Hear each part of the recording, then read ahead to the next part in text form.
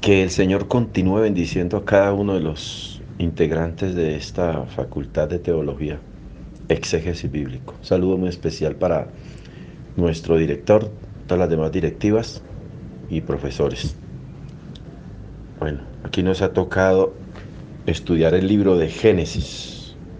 Gracias a Dios por esta gran oportunidad.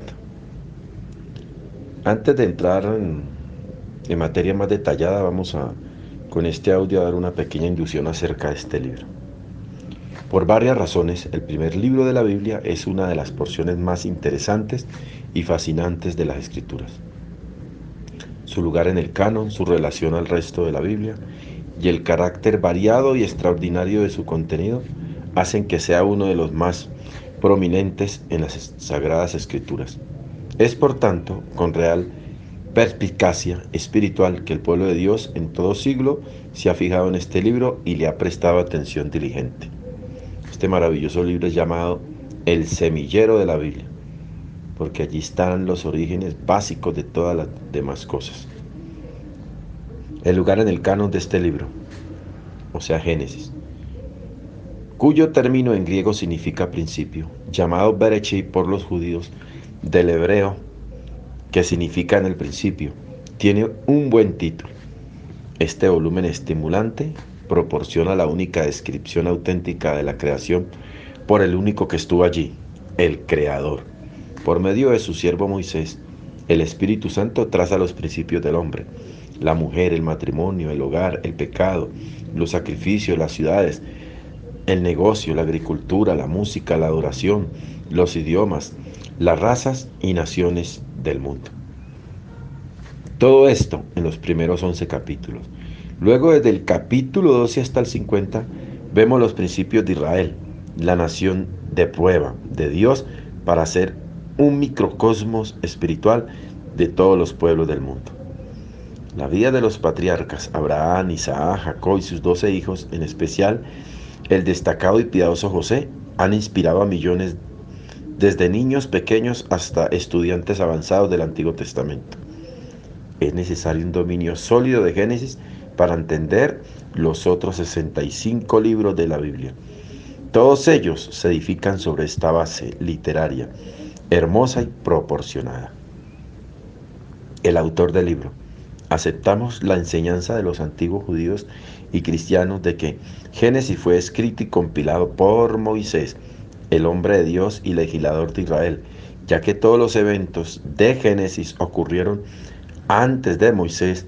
Es casi seguro que Moisés usó documentos antiguos y tal vez historias orales bajo la dirección del Espíritu Santo. La fecha del libro.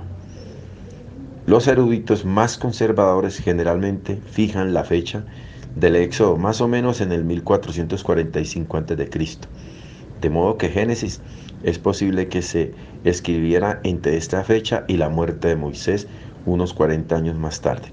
Sin embargo, siempre existe la posibilidad de que solo este libro del Pentateuco se haya escrito antes del Éxodo, puesto que todos los sucesos en Génesis ocurrieron antes de este gran evento.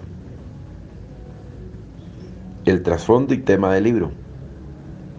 Con la excepción de aquellos que están extremadamente predispuestos en contra de la Biblia, el judaísmo y el cristianismo, casi todos están de acuerdo en que Génesis presenta una descripción fascinante de tiempos muy antiguos y contiene narraciones de gran belleza como la historia de José. Ahora bien, ¿cuál es exactamente el trasfondo de este primer libro de la Biblia? En breve, ¿qué es? Los que rechazan a un Dios personal tienden a clasificar Génesis como una colección de mitos adaptados de la mitología pagana de Mesopotamia, sí, y limpiados de sus peores elementos politeístas para la edificación hebrea monoteísta.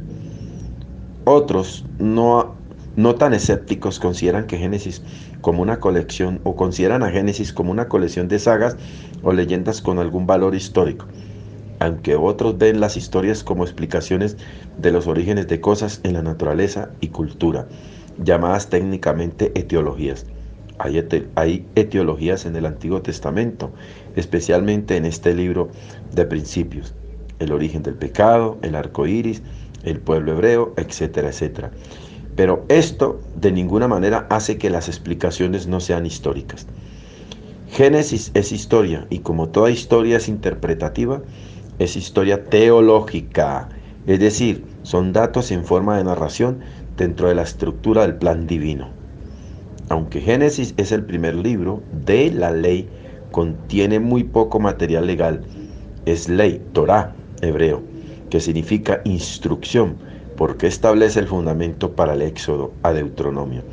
Y la ley de Dios, dada por medio de Moisés, de hecho, establece el fundamento para las historias de toda la Biblia y de las demás historias.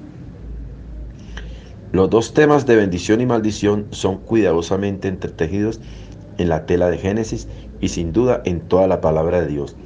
La obediencia trae ricas bendiciones y la desobediencia trae lo contrario. Las grandes maldiciones son castigos divinos, la caída, el diluvio universal y la confusión de lenguas en Babel. Las grandes bendiciones son las promesas de un redentor, la salvación de un remanente a través del diluvio y elección de una nación especial para el conducto de la gracia de Dios. Esto es la nación de Israel. Si Génesis es historia real, ¿cómo pudo Moisés conocer todas las genealogías antiguas, conservaciones, eventos y su interpretación correcta? Primeramente debemos decir que la arqueología ha sustentado, no comprobado, pero confirmado e ilustrado los acontecimientos de Génesis en muchas áreas, especialmente con relación a los patriarcas y sus costumbres. Algunos liberales del siglo XIX, tal como un señor Hartman, enseñaron que Moisés no pudo haber escrito el Pentateuco, porque aún no se había inventado la escritura. Ahora sabemos que Moisés pudo haber escrito en cualquiera de las distintas escrituras antiguas, habiendo sido enseñado en toda la sabiduría de Egipto. Sin duda Moisés usó los datos que dejó José y las tablas, los pergaminos y traducciones orales traídas de Mesopotamia antigua por Abraham y sus descendientes. Estos hubieran incluido la mayor parte de las genealogías conocidas como las generaciones de Adán, etcétera, etcétera. Al fin de cuentas, ni esto es suficiente. El Espíritu Santo de Dios inspiró a Moisés para escoger exactamente los materiales correctos e ignorar los demás. Probablemente, él dio los detalles en cuanto a conversaciones y otras cosas por revelación directa. Después de todo, es cuestión de fe, o Dios es capaz de producir tal obra por medio de sus siervos o no lo es. Creyentes de todas las generaciones, desde los tiempos más antiguos hasta hoy, han puesto el sello de su confianza en la verdad de Dios. La arqueología nos puede ayudar en la reconstrucción de la cultura de los patriarcas para que resalten más los acontecimientos de la Biblia, pero solo el Espíritu Santo puede iluminar la verdad de Génesis en nuestros corazones y vidas cotidianas. Bueno, entonces decimos que el objetivo, digamos, de esta primera lección, ¿sí?, es que el alumno tenga un conocimiento previo para su entendimiento e interpretación correcta del libro de Génesis. Sí, esa es la idea. La comprensión del libro de Génesis es indispensable para entender el plan salvador de Dios. Este capítulo nos ofrece los elementos claves que despejan algunas de las dudas más comunes en cuanto a autoría, énfasis del libro, intención del autor, género literario, etcétera, etcétera. Con el propósito de que el estudiante se acerque al texto sagrado con mayor confianza y a la vez con una noción clara de lo que Dios nos ofrece en el bello libro de Génesis. ¿Sí? De acuerdo con la primera palabra, Bereshit, el título será principio, ya lo habíamos dicho.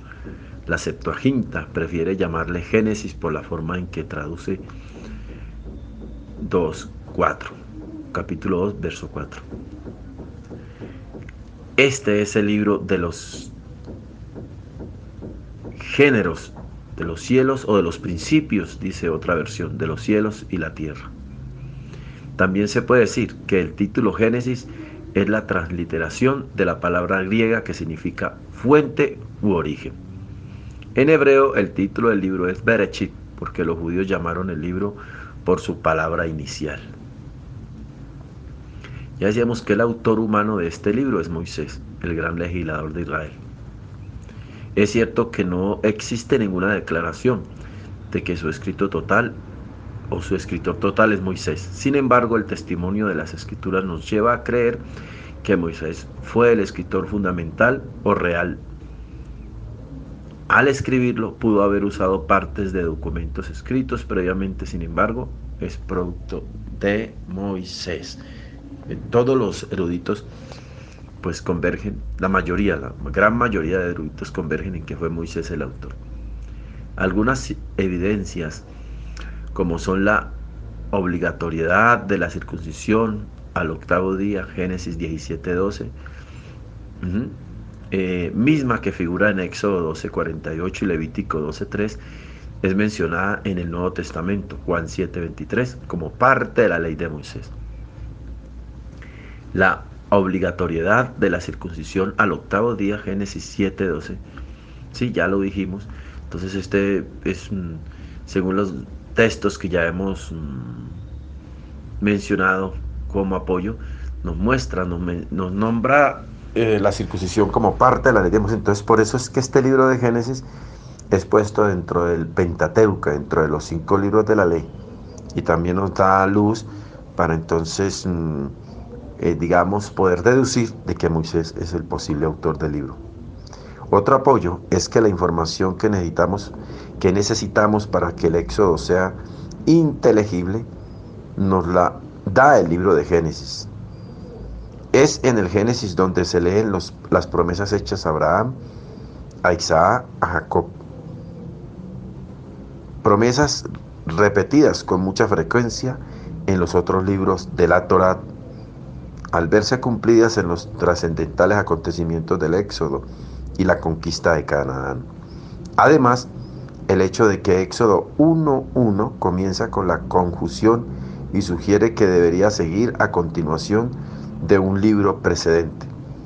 Una consideración adicional sería que en los requerimientos de la situación que se enfrentó, o que enfrentó Moisés cuando procuró escribir una constitución para la teocracia de Jehová, que iba a ser establecida en fecha cercana en la tierra prometida.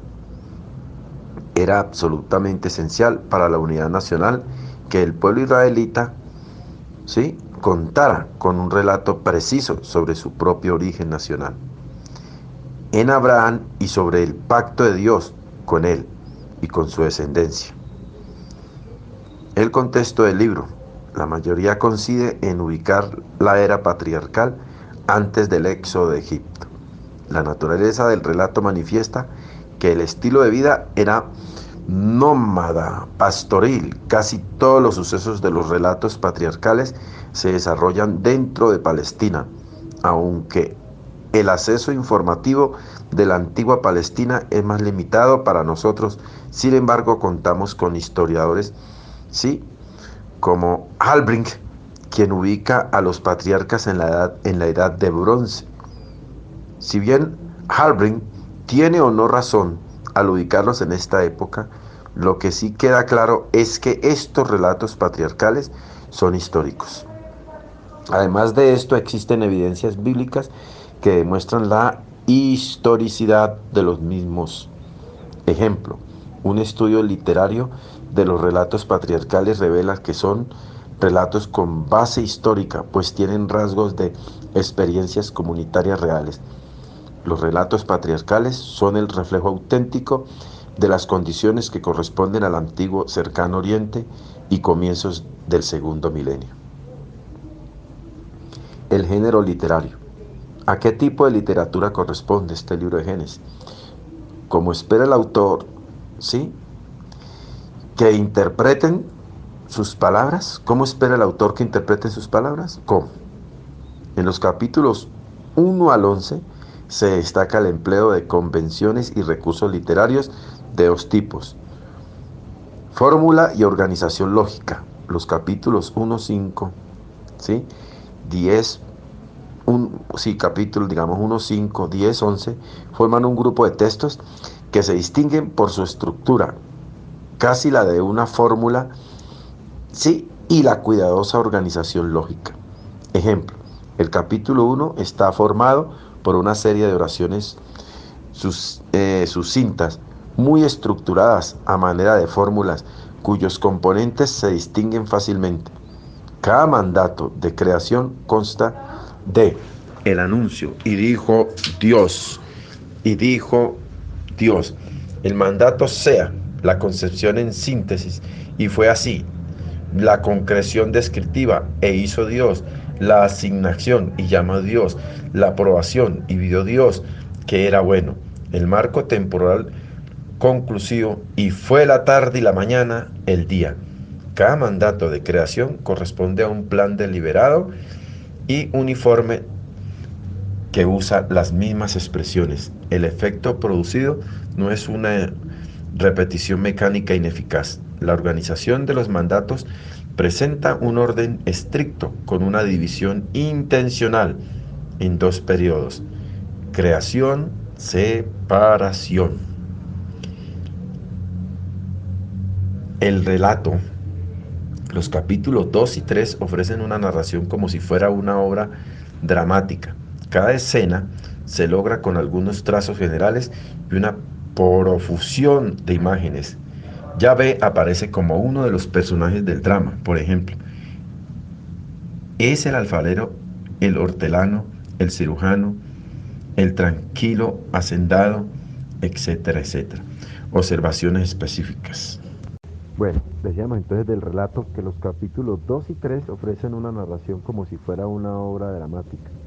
Cada escena se logra con algunos trazos generales y una profusión de imágenes. Yahvé aparece como uno de los personajes del drama. Por ejemplo, es el alfarero, el hortelano, el cirujano, el tranquilo hacendado. Algunas observaciones específicas. Temas principales y versículos clave. Los temas que más sobresalen en el libro son la creación, el pecado, el juicio de Dios, la gracia.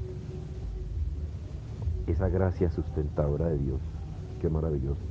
Elección, promesa, fe, justicia, pacto. Los versículos claves del libro pueden ser Génesis 12, 1 al 3. Pero Jehová había dicho a Abraham: vete de tu tierra, de tu parentela, y de la casa de tu padre a la tierra que yo te mostraré. Y haré de ti una nación grande, y te bendeciré y engrandeceré tu nombre, y serás bendición. Bendeciré a los que te bendijeren, y a los que te maldijeren maldeciré. Y serán benditas en ti todas las familias de la tierra. Estructura del libro. Estructura paralela a la creación. Génesis nos enseña la creación, ¿sí?, de un mundo bueno y perfecto por Dios, con la siguiente caída del hombre en pecado y todos sus resultados y consecuencias. El plan de Dios. Génesis nos eleva, o nos revela más bien, el plan de Dios para la salvación de todo el mundo. Un plan que comienza con un hombre y una familia. Estructura literaria. Estos son los orígenes. Toledo. Esta es la declaración que determina la estructura literaria del libro. Esta aparece 10 veces y siempre como encabezada o encabezado de cada sesión. Por ejemplo, 2.4, capítulo. Por primera vez se presenta la frase, o sea, no es para narrar la creación del cielo y la tierra, sino con el propósito de presentar al hombre como descendiente del cielo y de la tierra. Es pues el hombre un ser terrenal, ¿sí?, a la vez que un ser celestial, por cuanto es materia y es espíritu. Esto elimina la idea de que Génesis 2 es un nuevo relato de la creación. Por lo tanto, no existe en el libro de Génesis dos relatos de la creación, como dicen algunos críticos. 5.1, capítulo 5.1. Este nuevo Toledo no tiene la intención de expresar una secuencia cronológica en la narración del pueblo de Dios.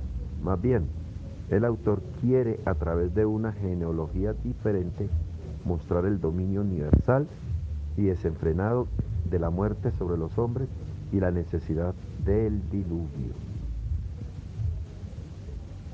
Génesis 6:9.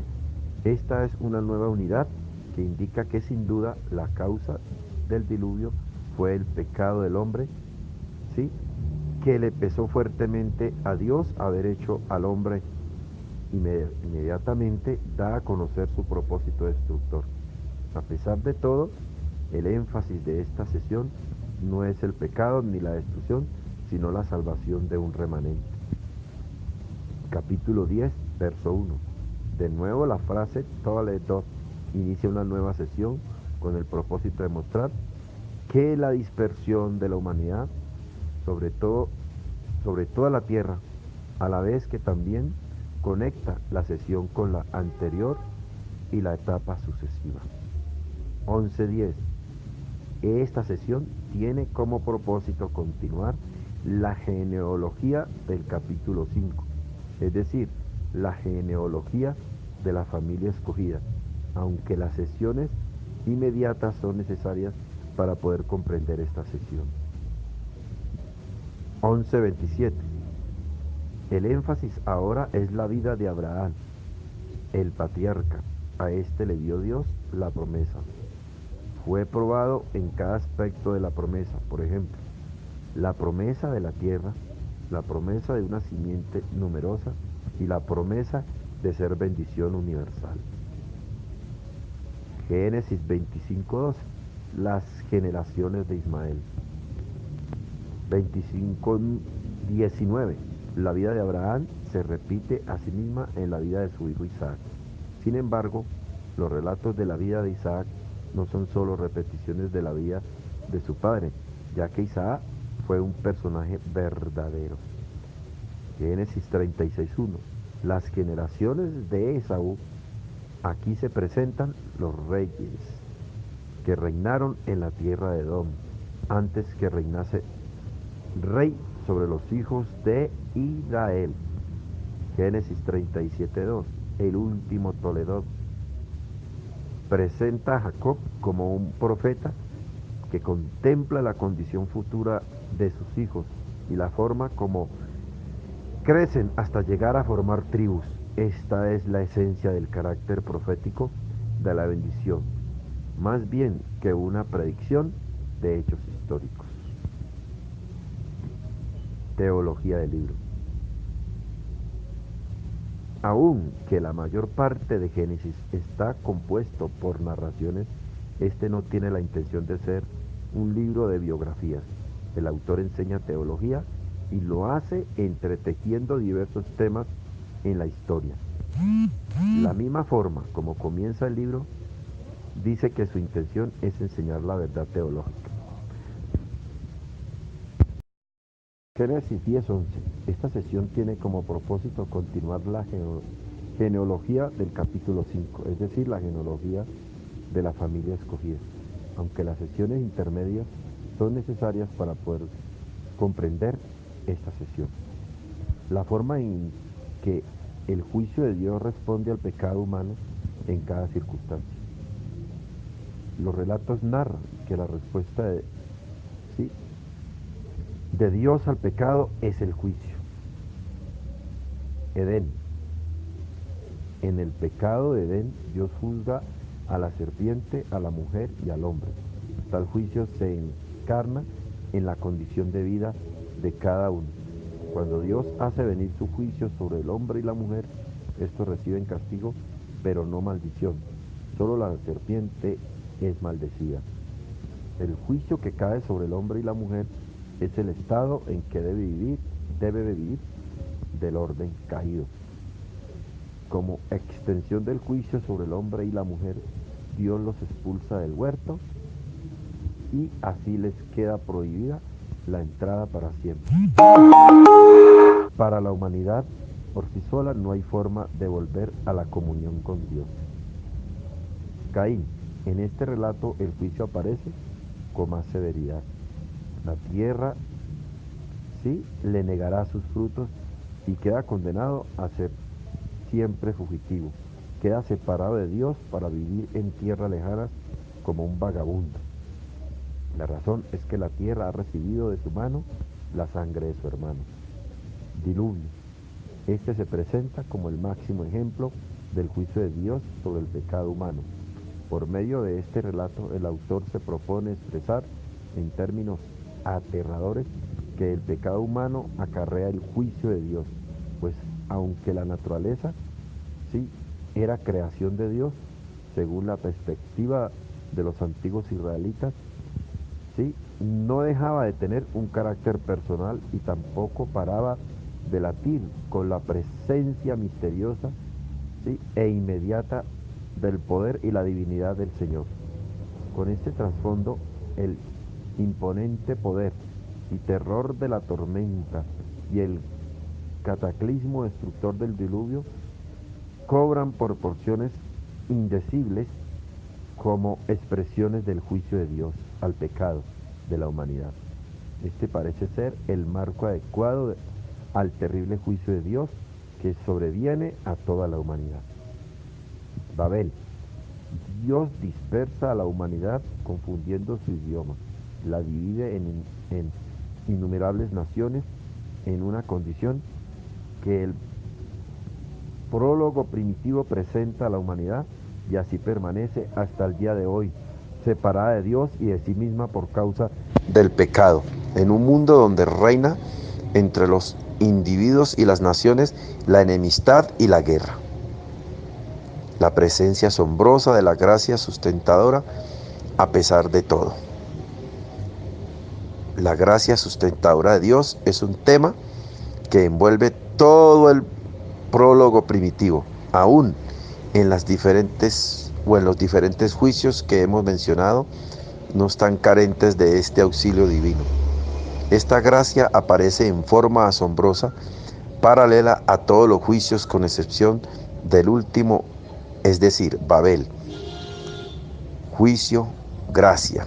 En Edén, la muerte es postergada para un futuro no especificado. Dios mismo viste a la pareja para que pueda vivir con la vergüenza. Caín, Dios responde a su amargo lamento, decretando que se vengará 7 veces de quien quite la vida a Caín. Le pone una señal de protección evidente a todos. Diluvio. Mientras la tierra permanezca, no cesará la sementera y la siega, el frío y el calor, el verano y el invierno, el día y la noche. Babel. No hay indicios de perdón, no gracia. La segunda parte, es decir, capítulos 12 y 50 de Génesis, aparece en forma necesaria a la primera y tiene como intención comunicar al hombre que Dios no ha abandonado a la humanidad a pesar de su pecado y que aún en medio del aparente retroceso humano nosotros debemos ver cómo Dios conduce la historia humana según su plan de triunfo en triunfo. Es necesario ver que esta etapa está remarcada por el progreso.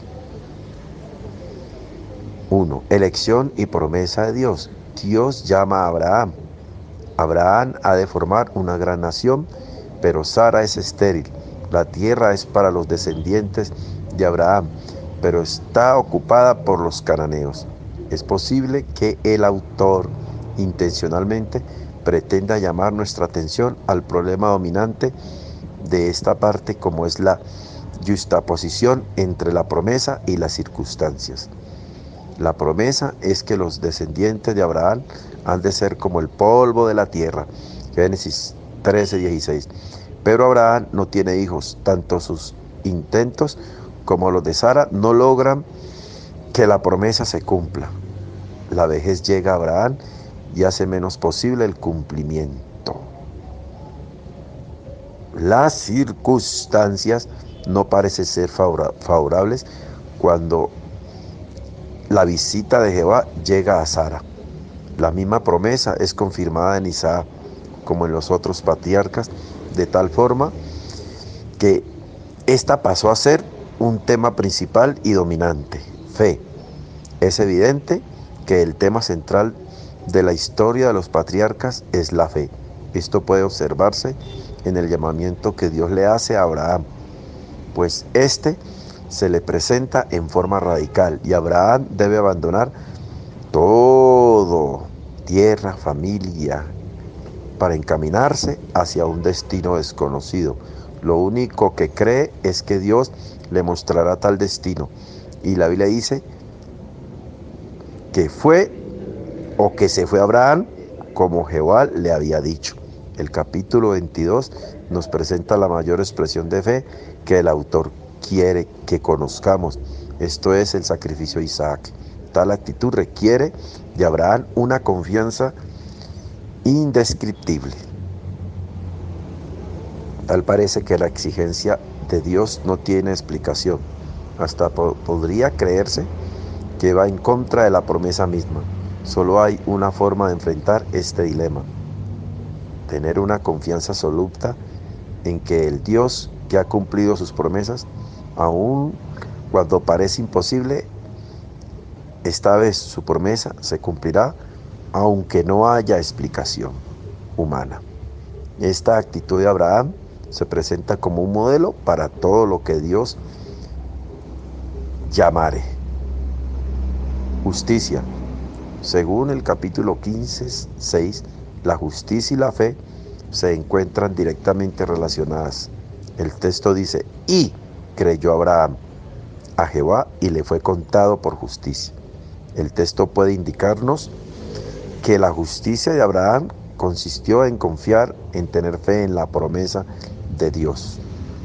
La justicia aquí no se presenta como una ética de prescripción de normas, sino en la fidelidad de una relación con Él o con el hombre justo.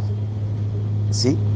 Es fiel a las demandas de todas las relaciones. Por tanto, el sentido de este pasaje es que la justicia de una persona en relación con Dios se cumple cuando esta relación se caracteriza por la fe.